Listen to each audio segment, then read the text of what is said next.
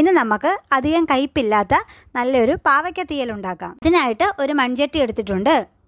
ഒരു മീഡിയം സൈസിലെ പാവയ്ക്ക കനം കുറച്ച് അരിഞ്ഞെടുത്തതാണ്. അത് ഈ മൺചട്ടിക്കകത്തേക്ക് ഇട്ട് കൊടുക്കാം.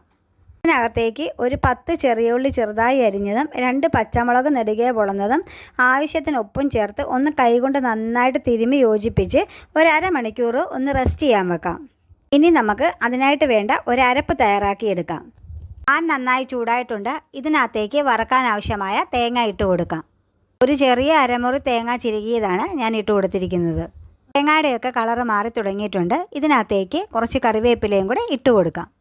തേങ്ങയെല്ലാം പാകത്തിന് മൂത്ത് വന്നിട്ടുണ്ട്. ഇതിനകത്തേക്ക് നമുക്കിനി പൊടികൾ ചേർത്ത് കൊടുക്കാം. 1/2 ടീസ്പൂൺ മഞ്ഞൾപ്പൊടി, 1 ടേബിൾ സ്പൂൺ മല്ലിപ്പൊടി, 1 ടേബിൾ സ്പൂൺ മുളക് പൊടി, ഇതും ചേർത്ത് പച്ചമണം മാറുന്നവരെ ഒന്ന് ഇളക്കി കൊടുക്കാം. ഇതിപ്പോൾ പച്ചമണമൊക്കെ നന്നായി മാറിയിട്ടുണ്ട്. ഇനി ഫ്ലെയിം ഓഫ് ചെയ്യാം. എന്നിട്ട് നന്നായിട്ട് തണുത്തതിന് ശേഷം ഒരു മിക്സിയുടെ ജാറിലിട്ട് ഒട്ടും വെള്ളം ചേർക്കാതെ ഒന്ന് അരച്ചെടുക്കാം. ഇപ്പോൾ പാവയ്ക്കകത്തുനിന്ന് വെള്ളമൊക്കെ ഒന്ന് ഇറങ്ങി വന്നിട്ടുണ്ട്. ഫ്ലെയിം ഓൺ ചെയ്തതിന് ശേഷം ലോ ഫ്ലെയിമിൽ വെച്ച് പാവയ്ക്കൊന്ന് വേവിച്ചെടുക്കാം.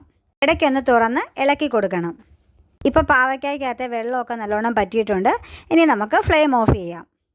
ഇനി ഒരു മൺചട്ടി അടുപ്പേ വെച്ച് നന്നായി ചൂടായ ശേഷം അതിനകത്തേക്ക് 2 ടേബിൾ സ്പൂൺ വെളിച്ചെണ്ണ ഒഴിച്ച് കൊടുക്കാം. വെളിച്ചെണ്ണ നന്നായി ചൂടായിട്ടുണ്ട്. ഇതിനകത്തേക്ക് 1/2 ടീസ്പൂൺ കടുകിട്ട് കൊടുക്കാം. കടുകെല്ലാം പൊട്ടിയിട്ടുണ്ട്. ഇനി ഇതിനകത്തേക്ക് ചെറിയ ഉള്ളി അരിഞ്ഞതും വറ്റൽമുളകും കറിവേപ്പിലയും ചേർത്തൊന്ന് മൂപ്പിച്ചെടുക്കാം. ഇപ്പോൾ ഇത് പാകത്തിന് മൂത്ത് വന്നിട്ടുണ്ട്. ഇനി ഇതിനകത്തേക്ക് നമുക്ക് വെന്ത് വെച്ചിരിക്കുന്ന പാവയ്ക്കയും കൂടെ ചേർത്തൊന്ന് വഴറ്റി കൊടുക്കാം. ഇതിപ്പോൾ പാകത്തിന് വഴണ്ടി വന്നിട്ടുണ്ട്. ഇനി ഇതിനകത്തേക്ക് നമുക്ക് പുളിവെള്ളം ചേർത്ത് കൊടുക്കാം. നെല്ലിക്ക വലുപ്പത്തിൽ പുളി വെള്ളത്തിലിട്ട് വെച്ചിരുന്നതാണ്. അതും കൂടെ ചേർത്ത് കൊടുക്കാം. എന്നിട്ട് നന്നായിട്ടൊന്ന് ഇളക്കിയതിന് ശേഷം അടച്ച് വെച്ച് ഒന്ന് വേവിക്കാം. ഇപ്പോൾ പുളിവെള്ളമൊക്കെ നന്നായി പറ്റി വന്നിട്ടുണ്ട്. ഇനി ഇതിനകത്തേക്ക് നമുക്ക് അരച്ച് വെച്ചിരിക്കുന്ന അരപ്പ് ചേർത്ത് കൊടുക്കാം. പാകത്തിന് വെള്ളവും കൂടി ചേർത്ത് കൊടുക്കാം. ഉപ്പ് കുറവാണെങ്കിൽ ഉപ്പും കൂടി ചേർത്ത് കൊടുക്കണം. ഇനി ഇതിനകത്തേക്ക് അല്പം പഞ്ചസാരയും കൂടി ചേർത്ത് കൊടുക്കാം. എന്നിട്ട് നന്നായിട്ടൊന്ന് തിളച്ച് പറ്റി എണ്ണയൊക്കെ തെളിഞ്ഞ് വരട്ടെ. അപ്പം നന്നായിട്ട് പറ്റി പാകത്തിന് എണ്ണയൊക്കെ തെളിഞ്ഞ് വന്നിട്ടുണ്ട്. അങ്ങനെ നമ്മുടെ രുചികരമായ പാവയ്ക്ക തീയൽ ഇവിടെ തയ്യാറായിരിക്കുന്നു.